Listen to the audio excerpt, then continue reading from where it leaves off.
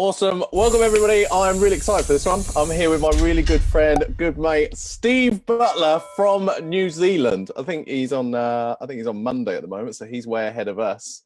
But yeah, Steve, thanks for jumping on, mate. Really good to see you. Just Mate, absolute honour. Thank you. Thank you for having me on a lovely Monday morning at 7:04 a.m. No worries, man. No worries, man. I love it. Just give us a little quick background about yourself, and what it is that you do.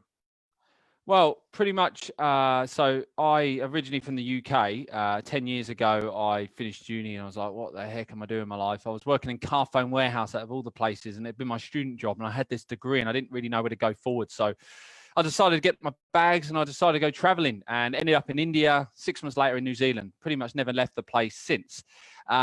Whether I've been trying to leave or not, that's a different story. Anyway, while being in New Zealand, I got into sport. I was doing lots of swimming events, and I had a couple of jobs that kind of didn't really fulfill me in the way that I wanted to be filled. And I've always been someone that wanted to follow my heart and just really just live the best life possible. So a mentor of mine said, you should get into fitness. You should basically do boot camps in the local community, because you would really engage with people and you would really be able to bring people together.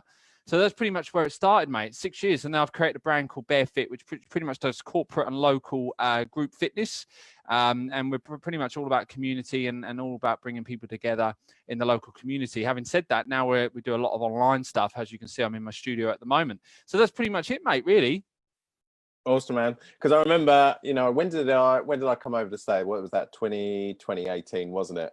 I came and did your Early boot camps and stuff. So we had a good time. And to give Yeah. to give some background, like we were going to have this conversation. We just wanted to be honest, didn't we? We had a really good conversation. When was it? Last week, and we just opened things up. We were like, let's just do this. Let's jump online. Let's just share this with people. Let's get in a good flow, and just maybe some of our ideas can help somebody.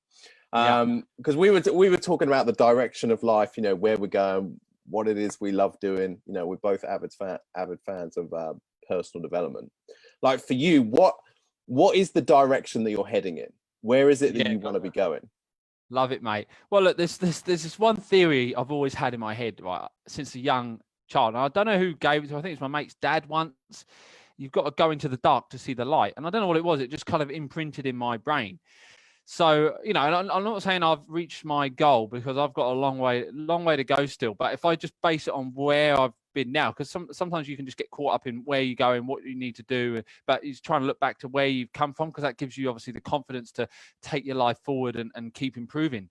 So, the direction I'm heading in now is, I'm doing online sessions, and it's like, but it never was like that. I was doing face-to-face every single morning. I had 5 different companies I was working for. I was doing corporate sessions with them. COVID hit.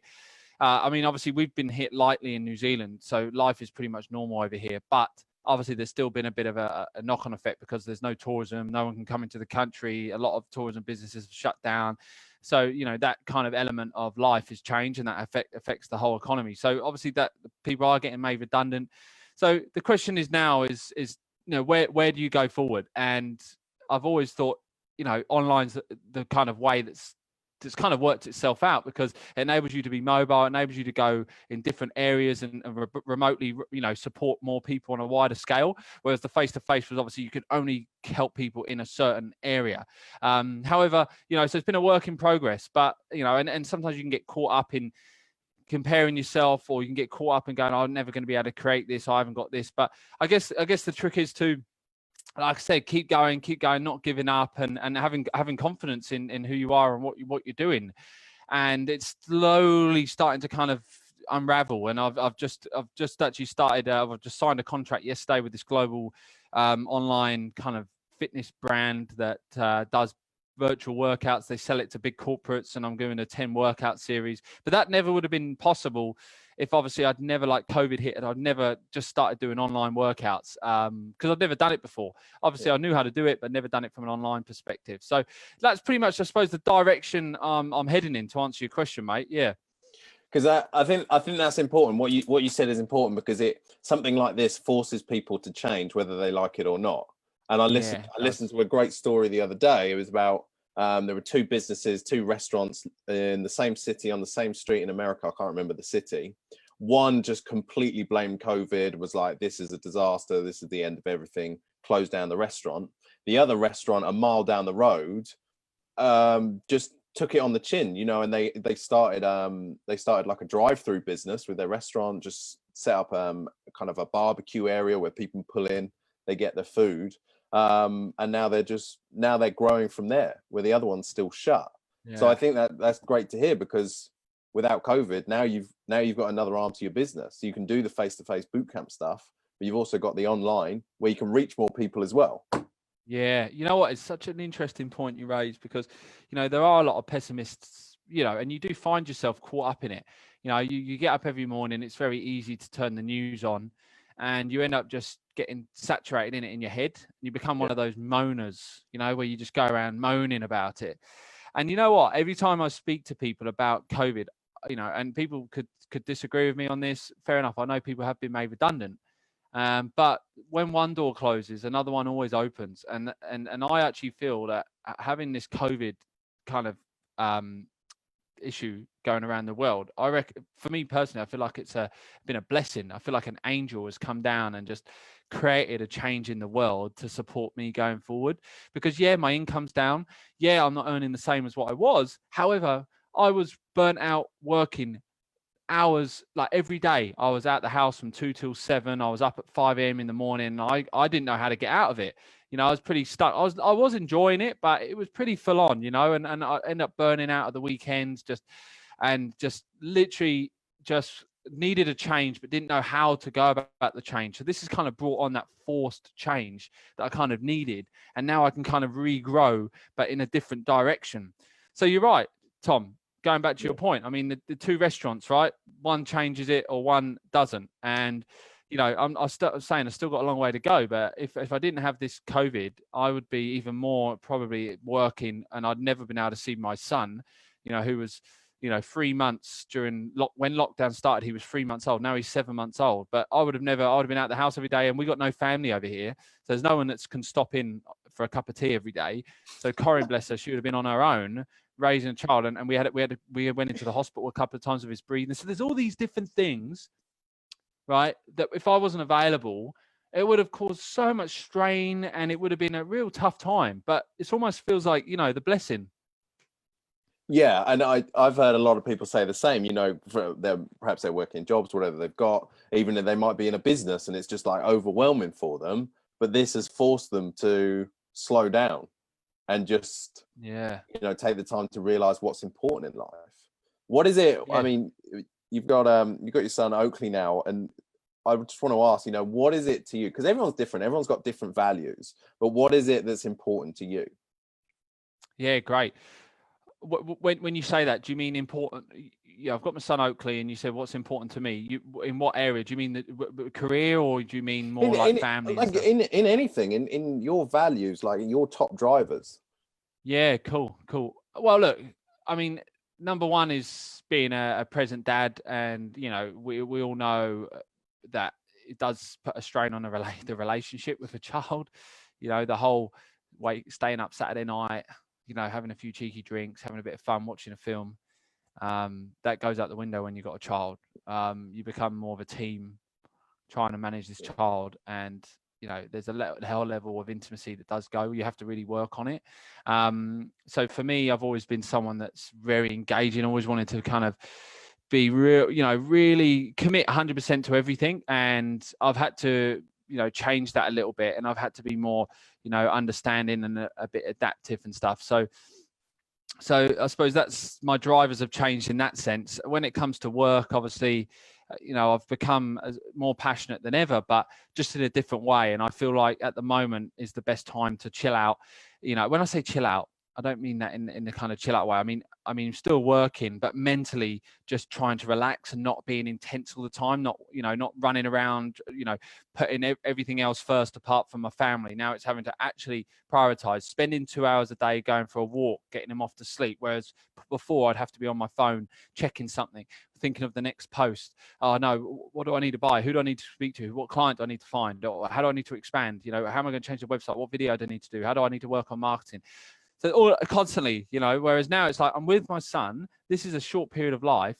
try and embrace it. And that's been the biggest challenge, actually, having to really cut yourself off, because what is life all about, mate? When you're in the box, you've worked all this hard, but it's just you in your little box. What about the impact you've made on others? Because they're the ones that's going to leave the legacy. So in fact, that's more powerful. So that's the one that I've tried to work on.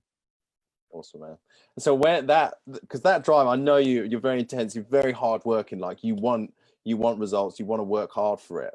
Where do you think that comes from? Where do you think that originates? Well, as a young kid, I got into swimming, and I remember I was always the big kid in the class. So everyone was kind of, lean. We were talking about between 12 and 15 years old. Everyone was lean. And I was like this fat kid, basically. He had a big gut, had a roll when he dived off, and I stood out like a sore thumb. When I'd come back off holiday, I'd get on the diving board and I'd have this white line across where the roll was been. And so I realized that I had to work twice as hard as everyone. I had to swim to prove that I was fit. And I think it started then. I always felt like I was a little bit of the odd one out, and I was I felt like I wasn't as fortunate as others. And I feel I needed to work harder than others to prove myself. So I suppose it started then. And then obviously at uni, I really had to study and work harder than a lot of other people to achieve the grades, just to even get a pass. And I suppose, I remember going into my first class at A levels, and the teacher said it was right. It was I think it was media studies, and the teacher was writing all these words on the board, and he said diversity. And I actually didn't know what diversity meant. And I was like, how old was I? I must have been about 17 years old. And I didn't actually know what it meant. I know people probably, even then I'm thinking, God, people are going to judge me for that. So I know, so I suppose it all started with these little things. I'm like, I had to work harder, and I needed to prove myself. And then every time I did my work experience, there was always one person that had a skill that was more preferred. Like when I went in my placement year, there was a guy that was really smart on computers, and he was able to help the owner create all these awesome stuff. And then I did another placement year where one of my colleagues who I was working with, he was like he had the Mac, and it was like in the early days when Mac had just come out and it was going crazy, and he could edit all these videos, and they got him doing all these interviews with like the presidents of Europe and all the big CEOs of the company. And I was like, never got to experience that. So I guess I thought, if I just sit back, I'm never going to get anywhere. I need to get out there and prove myself that I can create something. And I suppose that's kind of led me to become who I am today, I'd say, mate. Yeah, hopefully that answers your question. No, that's good. So if you could go back to that younger Steve, who the 17-year-old Steve didn't understand or didn't know what diversity was, had a bit of extra weight as well, what would you say to younger Steve? I would have said to younger Steve, I would have said, don't be scared. Being different is unique, and don't always want the next thing. Always be fully present to actually what you're doing, and just do the best you can in the best moment. I was forever just conscious about how I looked, and I'd go home at night. Sometimes really, I'd go to bed at night and just be so angry. Why me? I guess, and that it just made me a bit upset, and I would then beat myself up, and then as a result you lose a bit of confidence. So I'd say to myself, just enjoy who you are, because being different is a unique thing in this world, especially now. So, and I would have pursued it, and and just kept going. That's what I'd say to my younger self. Yeah. Awesome, man. And there's something you said there. It was something like don't always want the next thing. Was that what you said? Yeah, that's right. Yeah. So always looking what's next. Like even now, I'm like, what's next? What does a year look like? What does my life look like in a year? Instead of actually looking at what's happening today. Like it's my wife's birthday today. It's a Monday. I've just done a session this morning. I'm chatting to you. I'm just enjoying that right now. And I think this is the trap that people fall into, and I do it as well, because I'm one of my strengths. Sometimes it's a curse, but I'm a very futuristic thinker, so I'm always thinking ahead. That's what's next. What's next? but that's the trap that people get to, and they're in this chase mode where it's like, okay, so you've got that goal, whether it's a financial goal, you know, money's the worst thing. Money's important, but it's the worst thing to chase because it's never ending. And I'm sure, you know, I haven't reached that stage yet, but I'm sure it gets to a place where it's like, oh yes, I achieved my financial goals. Oh, that person's got a bigger house than me. Oh, they've got a nicer car than me. So you're constantly in chase mode, and that's a dangerous place to be in. Oh, tell me about it. I mean, for you personally, you know, you was, you know, working in construction. No, not construction. What was it? Surveying. What was it? Conserving? Yeah, I was doing quantity surveying. Quantity surveying. Yeah. I mean, you obviously took a big decision. You invested a lot of money, and then you decided to grow yourself. I mean, what went through your head when you were, you know, your last day at work? You know, how did it feel walking out? Was you like a bit nervous or excited, or you know, when was the hardest bit for you? Was it handed in your notice? Was it leaving, or was it 3 months later? Mentally, the hardest bit was actually ever plucking up the courage to hand in my notice, because I knew it was formulating in my head. I knew I wanted to do it, but I couldn't bring myself to hand it in because I didn't, you know, I'd built up a relationship with my manager, everybody else who was working there. And I thought in my mind, my fear was that, you know, if I hand in my notice, I'm letting these guys down. And I didn't want to let my manager down. I didn't want to let the rest of the team down. And that was the thought playing on my mind. And it was only until there was like a change around in the team and stuff, things got moved about. And you know, I don't blame them. It was what was best for the team. It was what was best for the business. But it didn't really work out for me, and it's not what I wanted to do. And that was like that was the sign from above that, you know, it was time for me to move on and do what I wanted to do. Yeah. And then that's when I said. It's really interesting, isn't it? You know, you wanted to do that and you were committed to do it. And now you've done it. Obviously, it's had a whole new other set of challenges. And I remember when in 2013, when I worked for this small tourism-based company in Auckland, in New Zealand, and I had enough. I burnt out and I quit. It took me 3 months to kind of pluck up the courage, a bit like you. And I remember like handing in my notice, crying because it was such a big part of my life, and I was so scared. And I handed in my notice, and we traveled around Australia. Then we went back to the UK. And I was in the UK, and this guy from Google, he was an ex-Google player, not from Google. He had worked at Google, but not anymore. He was starting up an online company in Australia, and he wanted to open up an office in Auckland. And he called me up, and we had a chat, and he offered me this paid position to come back.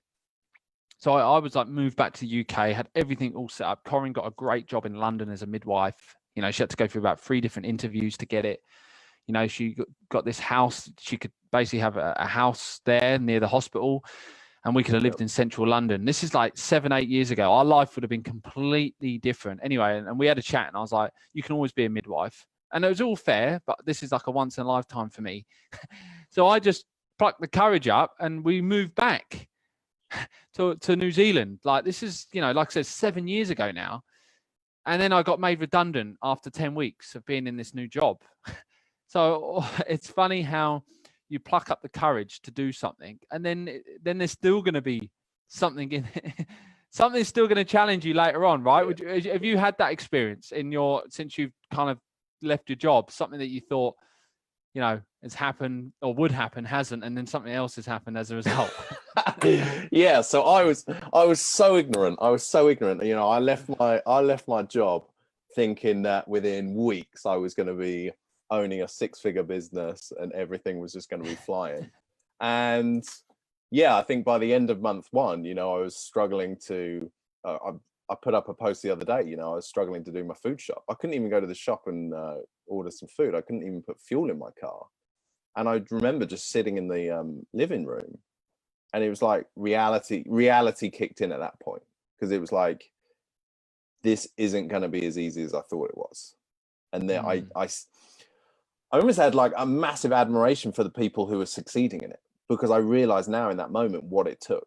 I realized what it took to actually create a successful business, and kind of the excitement and the ignorance of, you know, leaving my job, having my own business had worn off, and I realized what it was going to take. But I was prepared to do that, and I'm absolutely still prepared to do that. I will go through whatever to get to where I need to get to.